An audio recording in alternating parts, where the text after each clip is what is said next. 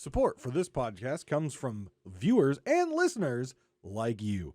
If you would like to financially contribute to this podcast, please go over to patreon.com/DavrimTV or join us on the live stream, twitch.tv/Davrim.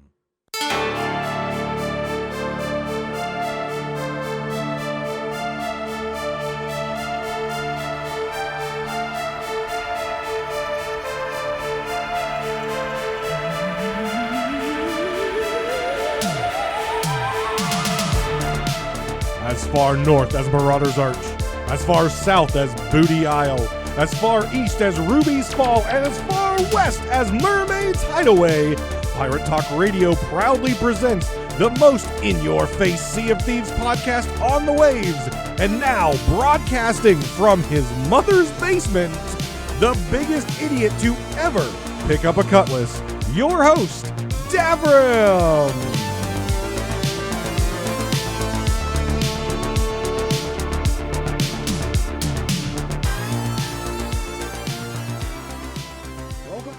To Pirate Talk Radio. This is episode 73, and I am Davrim, as you may have heard with our new intro. I hope you liked it. I have fun doing these things, although once I actually start doing them, I realize how much work it is doing them, and then I hate them. But they turn out okay, I think. So hope you enjoyed the new intro. A little different than previous ones, but I know many of you have been anxious for this episode, as we've got some things to discuss that have happened since our last episode. But first off, what have I been doing, and why in the hell did the episode not come out last week? Well, let me tell you why the episode did not come out last week. I was traveling. I had a convention for the charity Origins and GDEX in Columbus, Ohio. I was gone Wednesday, Thursday, Friday, Saturday, and then I was back to work, and Sunday, and then I was back to work on Monday.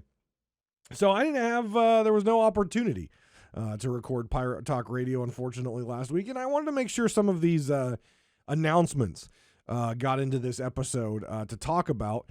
So obviously it would have been smart to do an episode last weekend, but I wasn't around my studio last weekend. So, but just to give you guys a kind of a heads up, and then you can hear in my voice that I'm a little bit under the weather. Well, I got the con crud, not COVID, thankfully, but I did get the con crud and have been working, but out of commission pretty much all this week. So, powering through, we're getting you this episode now, but I'm pleased to announce that at Origins and GDEX, the charity was able to raise over $10,000 for Nationwide Children's Hospital in Columbus, Ohio, to help kids pay for their health care. So I am, as many of you know, who've been listening for a while or who've tuned into any of my content, you know that aside from my day job and content, I'm using all my free time to help raise money for Extra Life to help children pay for their health care. So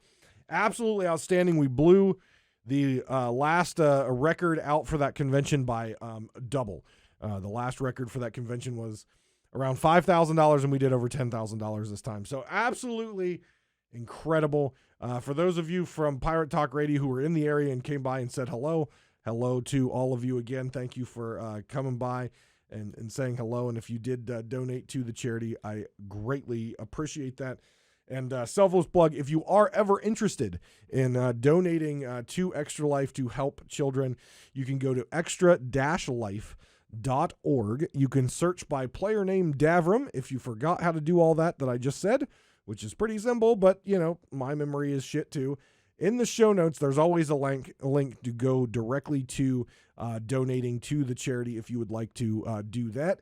If you are in North America, so United States, Canada, that's where children's hospitals are located through the Children Miracle Network, and you would like to get involved.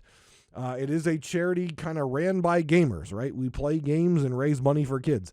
If you are interested in raising money for your local children's hospital and getting involved in your community, extra-life.org, and you can sign up and get a whole bunch of cool perks and rewards and get involved with your community and really make a difference to the lives of children. So that's where I've been.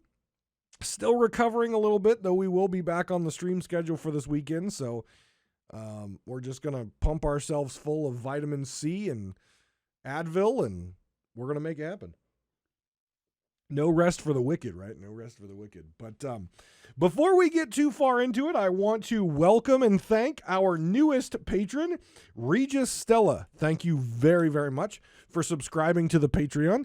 And if any of you out there would like to help contribute to funding this broadcast and my content, you can go over, like Regis Stella did, to patreon.com/DavrimTV. And there's a variety of different perks starting at $1 and going up. And you get a whole bunch of different perks, including being mentioned on each show. So thank you, Regis. I appreciate that support very, very, very much. All right, so the event is over. Reapers versus Merrick. Burn Golden Sands and save Golden Sands. I did watch the stream on Twitch. They had a lot of great content as far as from community, a lot of great art and music and little videos. Absolutely outstanding. And what we want to see coming out of community events with Sea of Thieves, right? There was obviously some questionable toxicity and then not questionable and very toxic behavior on social media. But in general, we got a lot of really cool artwork, a lot of really cool music and fun things like that out of this. And thankfully, Rare showcased some of those amazing posts and awesome things, including a PowerPoint from Dread Doug, which I about fell out of my chair laughing that Doug submitted a PowerPoint. It was freaking amazing.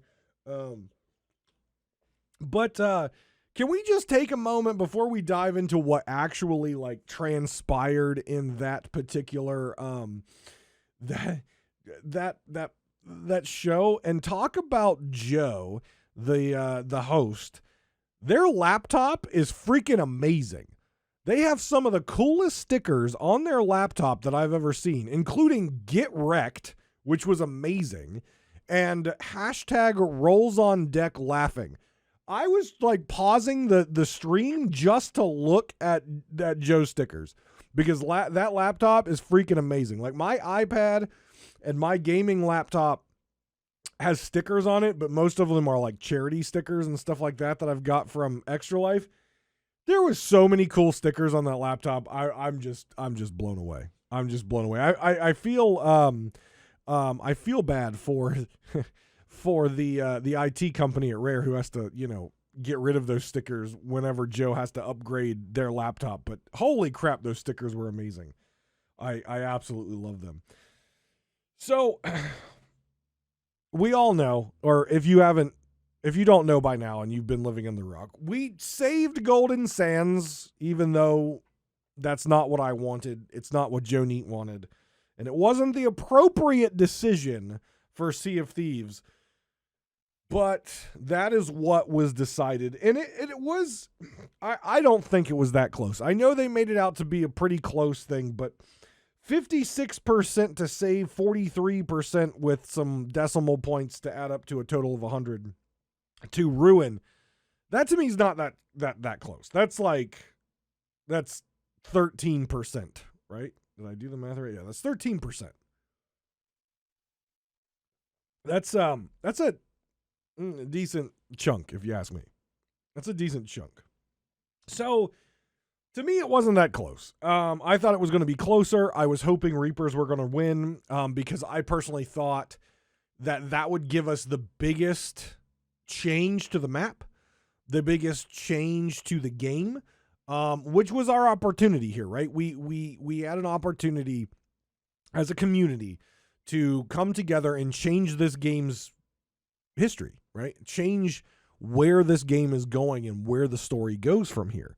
Now, I felt a little bit better when Mike Chapman said that both paths are going to have like equally big things that are going to happen. So I don't necessarily feel cheated out of getting my big thing, my big moment, my big change, whatever it is. Mike said both of them are already planned to have big something, right? So we're not going to get cheated out of something big.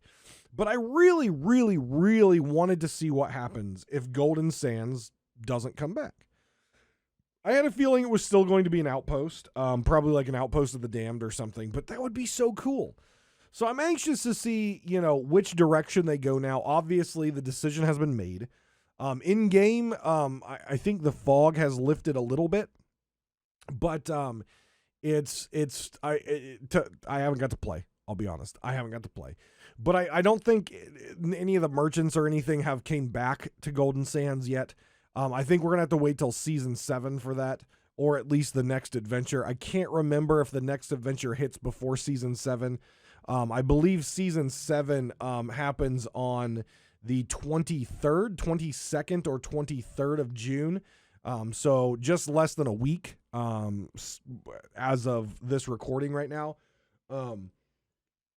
So I think we're going to either see it at season 7 or the new adventure coming up. Excuse me. But it lessened the burn a little bit that we're going to have something big come. But I want to talk a little bit about the overall adventure. First off, I said before, I think overall the story was there. I get what they were trying to do. It was the war for Golden Sands. I get it. I understand what you were trying to do, but it never felt like a war. Social media felt like a war. The game did not feel like a war. If you wanted this to feel like the Reapers or the forces of Flameheart were fighting to ruin Golden Sands, and the followers of Merrick are fighting to save Golden Sands, there had to be some fighting going on. And sure, there was some PvP that obviously happened. Sure, there were some cool videos and clips and things. But in general, there was no war in the game. It didn't feel like a war. There weren't like ghost ships that were sailing around or some sloops from Merrick that were sailing around defending Golden Sands. They could have done a lot more to make this feel like a war. It never felt like a war to me. It felt like a merchant delivery mission on both sides. On Merrick's side, delivering supplies. On the Reaper's side, delivering kegs. That's really what it felt like to me. I had more fun using the kegs to do PvP and blow up other ships than I did doing anything with Golden Sands. I really think it was a missed opportunity. Like I said, I think the story was there. I think, yet again, Rare has this great idea in their head. It's great in theory, but in execution, they fall short. Because again, this is a sandbox game. They're hoping that they give us the blank page or an outline on the page, and we write the story. That's what they're hoping for. But in general, we have a side of the community who is very anti-PvP. We have a side of the community who is very pro-PvP. And then we have everyone else. I feel like it's then on Rare, knowing their player base, right? And I've questioned this a couple times, does Rare really understand their player base? They didn't do anything aside from changing the landscape, putting some cannons up and some spikes up. They didn't do anything at Golden Sands to make it feel like there's a war going on in the seas. It looked like a war happened, but we already saw that when Golden Sands was destroyed for the first adventure.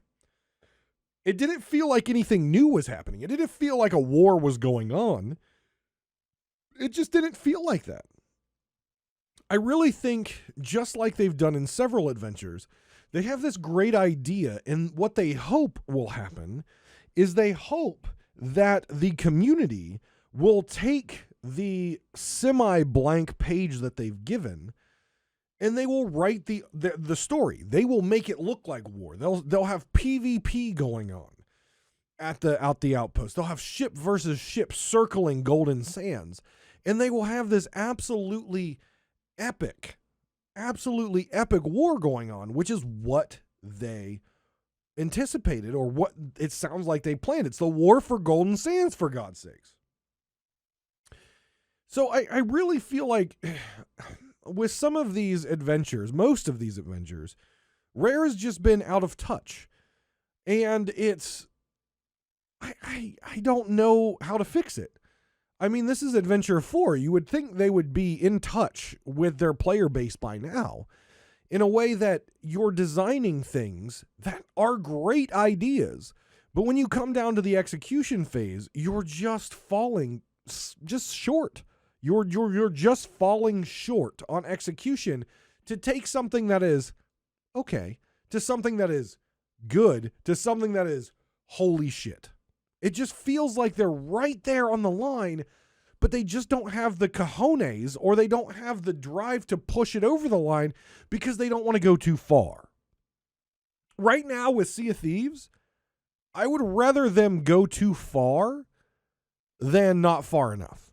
Now, when I say that, then I have to think about things like the Shrouded Deep adventure, and they went too far with that one. They went too far to reenact the past and made a really bad player experience. So I don't necessarily, it's hard to say where that line is, and I know that's a very difficult decision for Rare, but what I think they really need to think about is their player base. They really need to understand their player base better right now. Because the players that are playing right now, sure, there's new players, obviously. There are casual players, obviously. And they have their vets that are here all the time and will continue to be here all the time until the end of time. And I really think they need to cater some of this content to what are those veteran players going to think about this, right? If the veteran player says, this is good, this is a good adventure, or holy shit, those casual players are going to be blown away. Those new players are going to be knocked on their ass with absolute amazement. If you cater the content's wow factor to those veterans and make them say, not necessarily holy shit, because that's going to take a lot to do, but if you actually say, if those veterans that are playing all the time, myself, who have been playing years, who have been playing since like technical alpha and beta, who have been playing for a long time and are looking for that woo moment, if you give them that woo moment, then those casual players and those new players are going to be knocked on their ass. Just wow. It's just going to blow them away. And so I really think they need to understand those player base, especially with these limited time things, right? These limited time things are their eye catchers for players who are on Game Pass or players who only play every so often, right?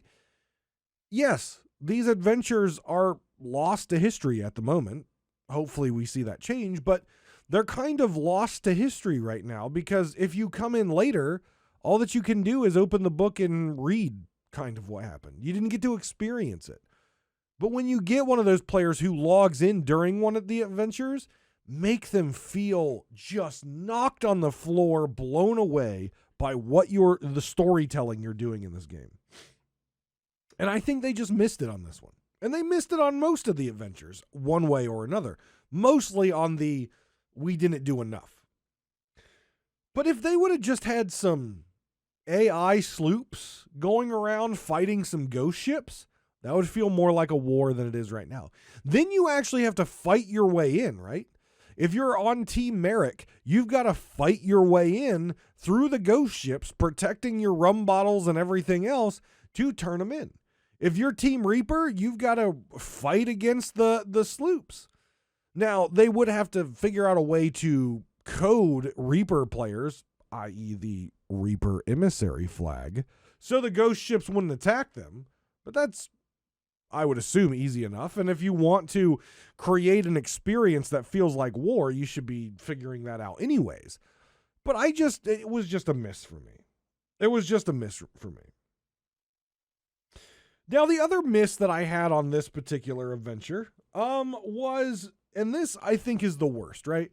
I can get over that they went a little under on the feeling of war, and depending on us, the players, who, again, I've said many times, if you're bored and upset with Sea of Thieves, you're not playing Sea of Thieves correctly, right? This is a choose your own adventure book, and you're choosing the wrong adventure, and that's why you're not enjoying the game, because you should be writing your own story. This has nothing to do with storytelling. This literally has everything to do with the integrity of this event. Transparency. Time and time again, Rare has put out events where we can see the tracking. How many skeletons have been killed? How many Reaper flags have been turned in? How many trading company flags have been turned in? And it's tracked in-game and on a website. And when you kill a skeleton, you can literally see numbers change. It's live statistics. It's live updating. So you can see the impacts you are having in the actual event. There was none of that this time. And it felt extra bad because during the weekends, when we know that Rare staff is not at the studios, we got no updates. When they were in the studio, we got daily or every other day updates. But when they were on holiday on the weekends, or when they were not in the office, we got no updates. How do I know that what I'm doing is actually impactful?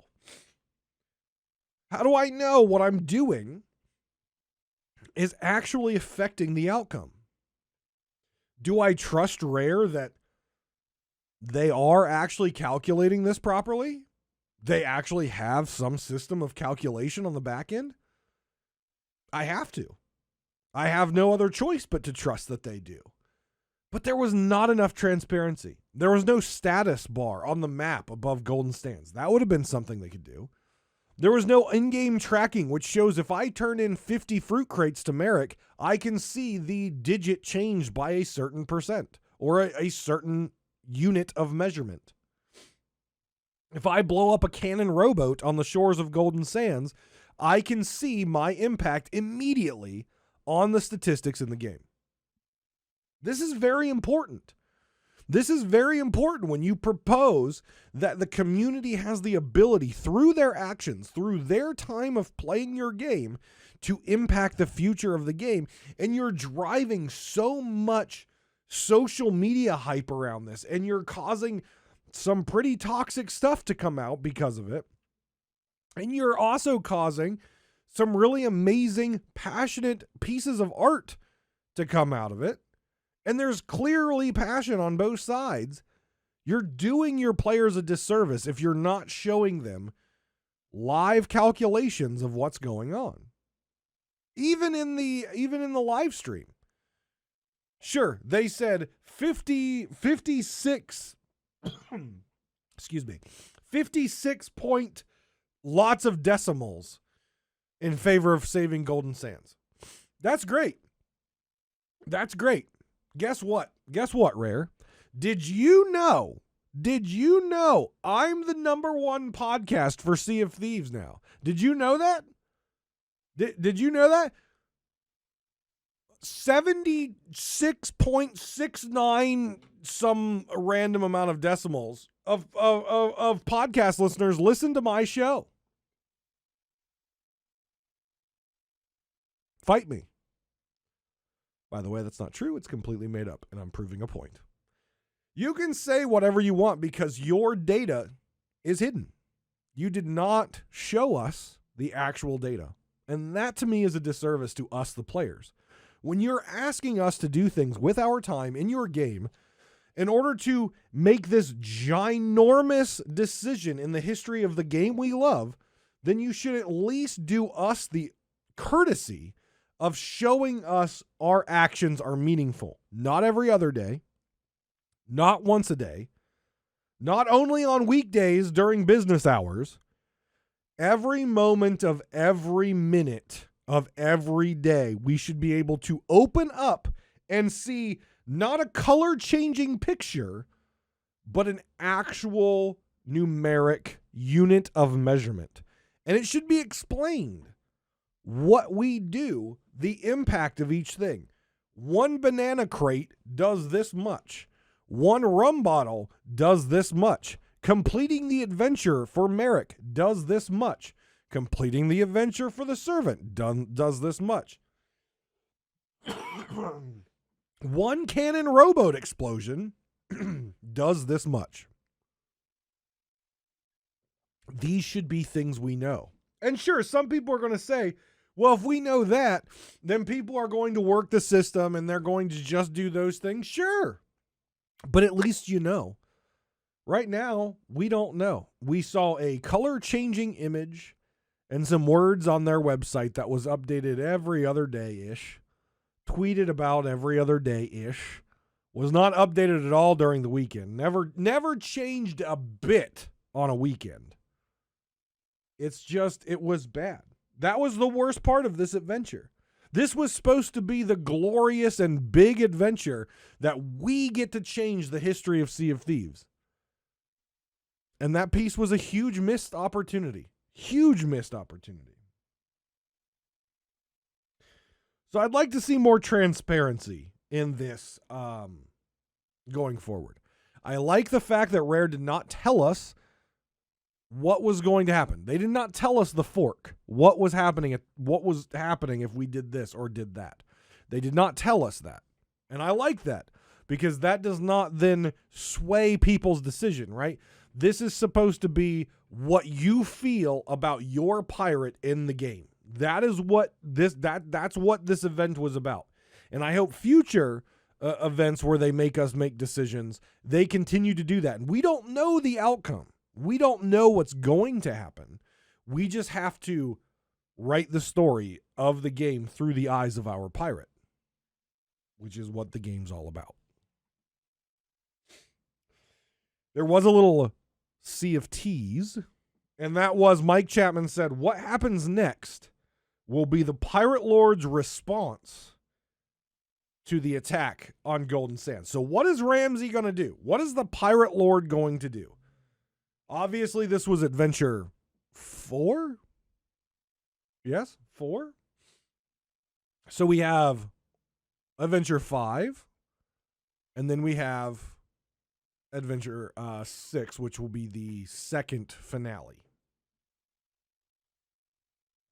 Now, what's really interesting, if you haven't done so already, open up your Adventure tab in the game and just take a look at the artwork in the next adventure.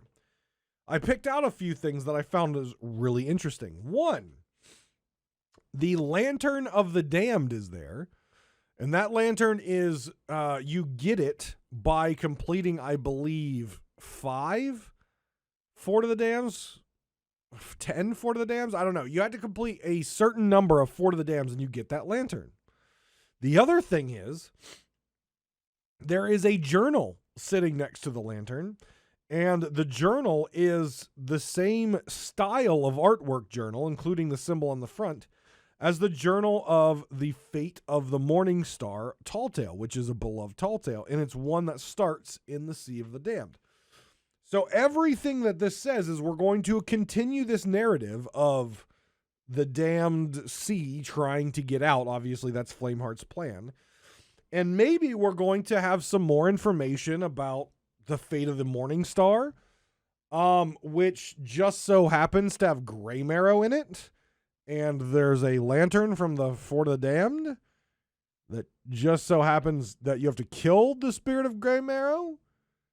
I really hope this is not going to be another failed adventure like Shrouded Deep, and they're going to do some anniversary of the Fort of the Damned, and you have to go beat the Fort of the Damned. Look, I have beat the Fort of the Damned well over 100 times.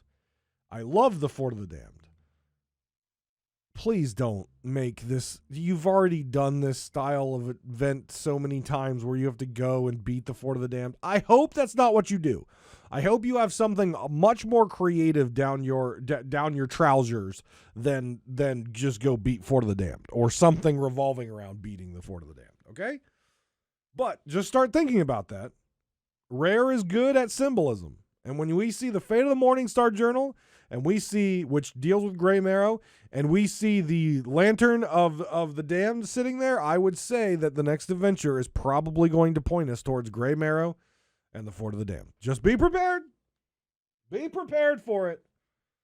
I don't want it, but be prepared for it.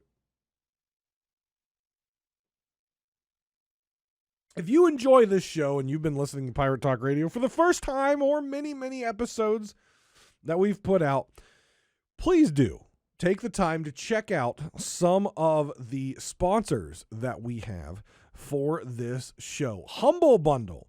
You can go check out Humble Bundle, which has both bundles and subscription services that you can push the money to the creator, myself, or to charity. And you can get a lot of great games, including new releases and games that have just released at a discounted price that you can also put that money towards charity or towards the creator. Also, if you're a coffee fan, like I am, go check out Death Wish Coffee. I absolutely love it. It's the only coffee I will drink unless I'm in a place that I forgot to bring my own. Go check that out. There are links to both of those in the description section below, and it can get you some deals and discounts if you use those links. And the best way to support this broadcast is going over to patreon.com/DavrimTV and becoming a patron of my content today. Thank you very much for each and every person who listens to this show, and by all means, please do continue to listen to my rants and raves free of charge. But if you do feel the generous urge, go check out the sponsors and also check out Patreon. Right. So the other thing that we had going on since the last episode is the Xbox Showcase, formerly E3. And we got to see, I didn't watch the full showcase, don't worry. I didn't really care to. It's just not my thing. I don't have enough time. Don't have enough time to care about all that. 99% of the games that they talk about, I'll never play. So there you go. But of course, as we anticipated, Sea of Thieves presented. And where so many other games were showing off big explosions and PvP and fire and brimstone, Sea of Thieves goes a different route, like they always do in classic Sea of Thieves cinematic fashion. Though for us lovers of Arena, it was a little bit too soon, as all of the characters were in the Arena Tavern playing music. Season 7. And a feature that so many people have been wanting for a long time and that Rare said was going to be coming.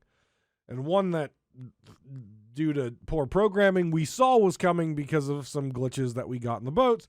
Captaincy will be here in Season 7. What does that mean? What does captaincy mean? I've not followed Sea of Thieves news, Davrim. What does captaincy mean? It means instead of having a generic boat that you have no attachment to, you will be able to purchase your own boat, and you will be able to name your boat. So all the famous boats in Sea of Thieves, from the Black Witch to the Burning Blade, on their, above their door, right, on the galleon, there's a nameplate. And all the player nameplates are blank, and they don't say anything. Well, that changes. Now, you will be able to purchase. Now, that's the key. You will be able to purchase your own boat.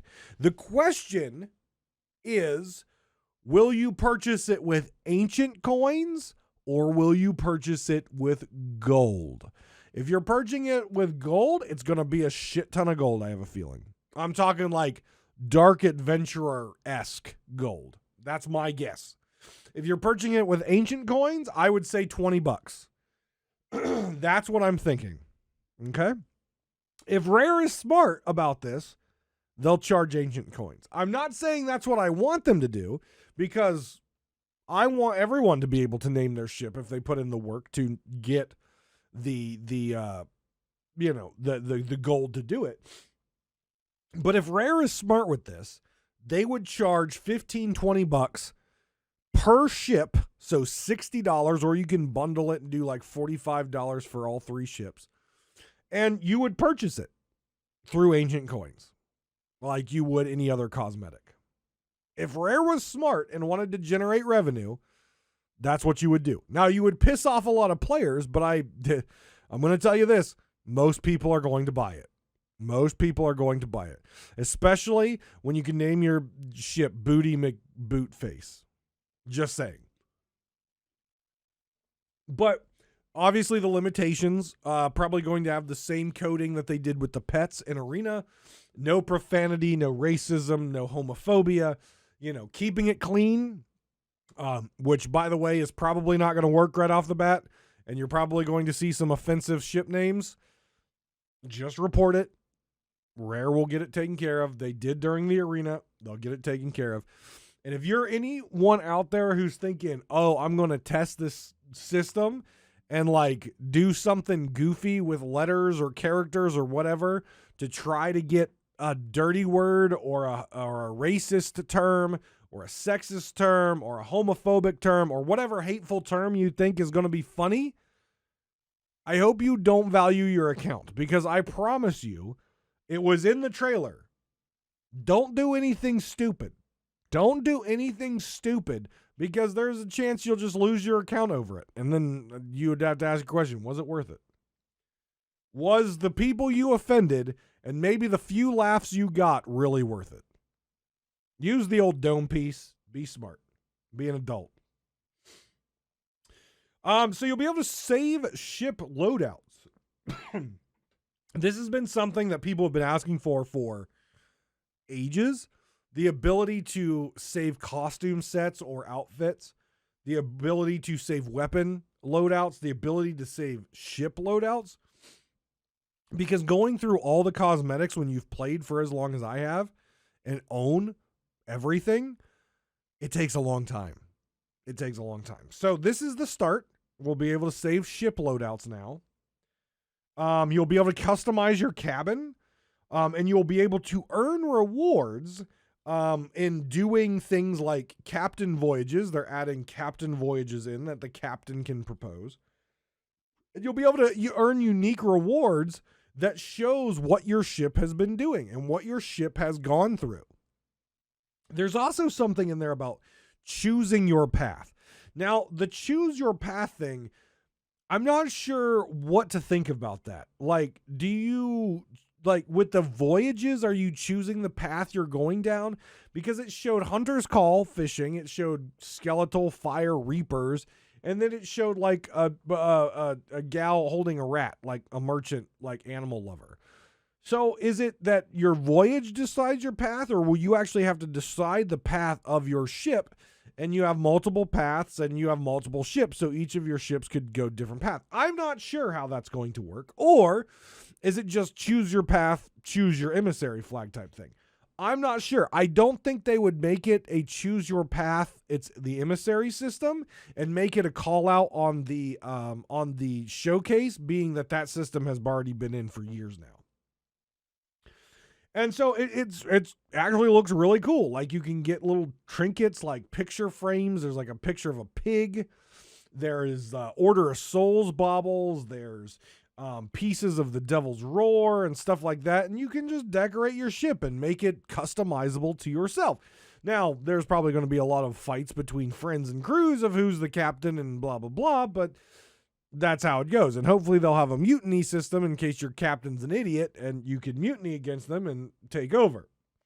So a lot of cool stuff coming from this. Now, what I will say is, it's not enough. It's not enough. And yes, there's one more key feature that I'm going to talk about in a minute, but it's not enough. Now, the showcase, E3 and things like that, those are not places that you air out your dirty laundry. Those are not places where you talk about the fixes that you're working on or that you're implementing, right? The showcase is to get people excited and hyped up about coming and playing your game or returning to your game, right? It is not a place to show off bugs and exploit features. You do fixes. You don't want to do that at something like this. This is to bring in new players and bring back returning players and get your new players hyped, or your existing players hyped. But if this is all we get, is captaincy, a new plunder pass, and then what we'll talk about here in a minute, the faster selling feature, which is being built at the outpost that we've seen. It's not enough. It is not enough in any way, shape, or form.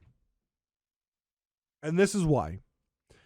We heard months ago that they were going to put significant effort into fixing their servers, into making their servers more stable to support more ships, back to the max 6, potential 6 galleons, and to start working on a resolution for hit registration. We haven't seen this. Servers are still shit at many times. Hit registration still bad. We have not seen fixes implemented. And in fact, with a couple of these adventures, servers have gotten worse at times. Sometimes they're okay, sometimes they're shit. If all we're getting in this next update is captaincy and faster selling and not a significant improvement to two of their biggest issues right now, failure. Because we've been talking about it for years. They've been recognizing it for years in their past notes as known issues. Things have been getting worse and worse and worse and worse. And we were told a few months ago on the podcast that they have a specific team dedicated to looking into these issues and starting to figure out how to resolve these issues. If we don't start seeing this, or communication of when we're going to start seeing this soon, why'd you even tell us in the first place? I said this back when they had that podcast. I said, I don't want to hear you tell me it's going to be fixed or that you're doing this. That's nice. I want to see it. And I have yet to see it. And that's where my problem is. We're now entering season 7, and I think they made that announcement back in season 5. It was probably half a year ago by now. Someone can correct me if I'm wrong, but I'm sure it's a half a year. I want to see some action. I want to see some of this stuff put into the game. I want to see it. I need to see it. Players need to see that what you tell us is not just fluff. It's not just bullshit. Okay? Captaincy's cool. I can't wait to be able to name my ship. I can't wait to put trinkets on my journeys into my ship. It's going to make it feel more personable. In fact, it might make it, for some people, a reason to fight for saving their ship instead of just letting it sink. Who knows? But I need to see more. And again, I knew that wasn't going to come out on the showcase, but that's the first thing I thought was, this is cool.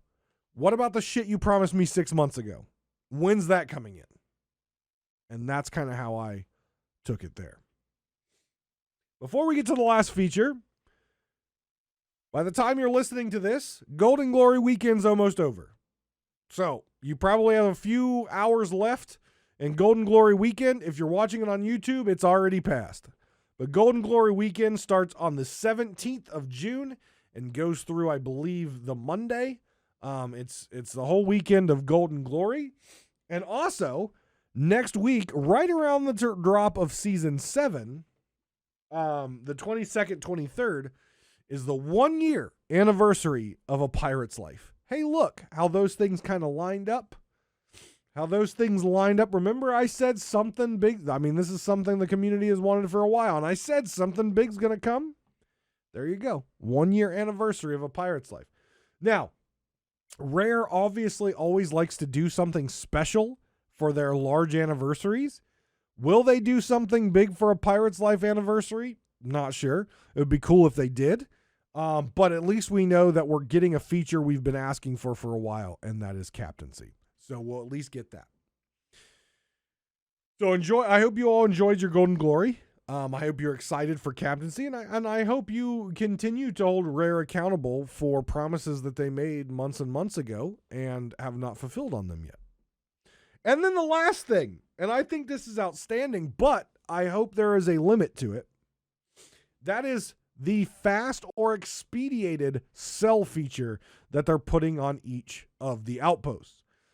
The outposts have been under construction for a while at a dock. A large mast structure has been placed there, some cloth and everything. We now know what it's going to be. It is going to be a very tall tower with a pulley system, and it's supposed to be a expedited loot selling station.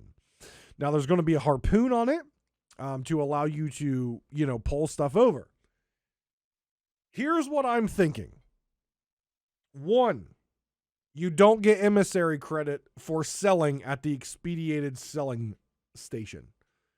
So you can sell it quickly and everything at the station, but you get the base rate regardless of your emissary grade. You get 0 emissary credit unless you sell it to the individual emissary. 2, you will get emissary credit, but all loot that sells there will sell less than if you sold it at the normal person as a charge, a service fee, if you will, for selling at the expediting price. I do not think in any way, shape, or form that this system will be an equal selling as if you were grade 5 gold hoarder selling it to the gold hoarder. I do not think that selling it at this fast selling place is going to give you equal as selling it to a trading company in any way, shape, or form. And it shouldn't. It shouldn't. You're not selling it to the trading company. You shouldn't get that max reward. So I think this is supposed to be for convenience. But if you want the cheddar cheese, then you better go and sell it to the actual trading company folks. So I'm anxious to see how this works. It looks like there's going to be harpoons on it and someplace. There's going to be a pulley. So I'm anxious to see how this works. I think it's an incredible feature to add, especially for players who just like to turn in their loot quickly and go on to the next adventure or log out. I think that's great. But again, I think there should be some sort of service fee or punishment for, not punishment necessarily, but some sort of downside to selling it to the sovereign, which is what I think that those folks are called, the sovereign versus selling it to the individual trading companies. There should be some sort of